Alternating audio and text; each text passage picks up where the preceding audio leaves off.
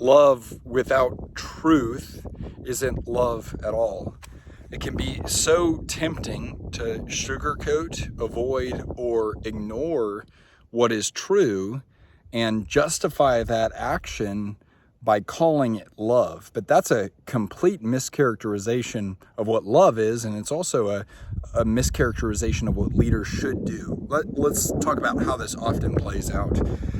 Maybe you're a leader who has someone on your team that has been with you for a really long time and has a really good attitude, but has become a chronic underperformer. Like, they're consistently not hitting their KPIs, they're not hitting their goals, and as a result, they're hurting overall performance. But they're also starting to affect team morale because people are starting to realize, like, okay, this person is being held to a different standard than we are. But you're avoiding telling them the truth about their underperformance because, well, they've been really loyal and they've been with you for a long time and they have a really good attitude. That's number one. Number two is kind of the opposite side of the spectrum. Maybe you've got someone on your team that is a really high performer, but they're completely at odds with the core values of the business. So maybe they hit their goals, they hit their KPIs, but man, whenever it comes to how they treat people, it's just not very good. Like, they're not very polite, they talk brashly, they talk directly, they're prone to emotional outbursts. But you don't confront them on that. Why? Because you think you're loving them, and you also think, oh, well, I'm loving the business because they're such a high performer, and the business would suffer if we were to confront them and actually do something about it. The third one is for someone that's within a team. So you're not leading the business, but rather you work in a business. And maybe you've got the favor and good graces of the leader of the business, right? So you're on their good list. They really like you.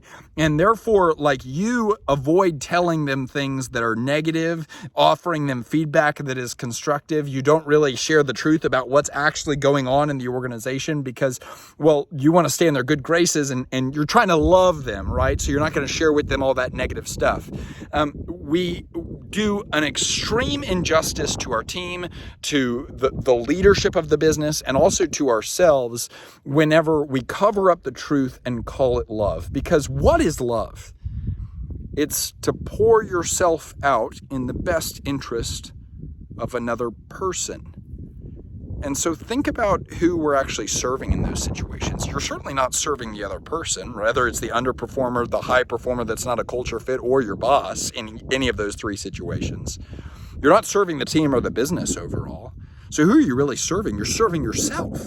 So in reality, anytime we ignore or avoid or sugarcoat the truth and call it love, the thing that we're actually loving is ourself. It's our security, it's our comfort, and we're serving us. What does love actually do? It pours itself out in service of other people, regardless of the cost. And what are we serving? We're serving people's best interest. And recognize that oftentimes the thing that competes with people's best interest is their current interest. Because what do people currently want? Well, a lot of times people want to be comforted. They want what's convenient. They want what's helpful. They want what makes them happy and what makes them smile. And a lot of times the truth doesn't do that. Sometimes the truth can do that, but if they haven't lived in awareness of it for a while, it doesn't do that.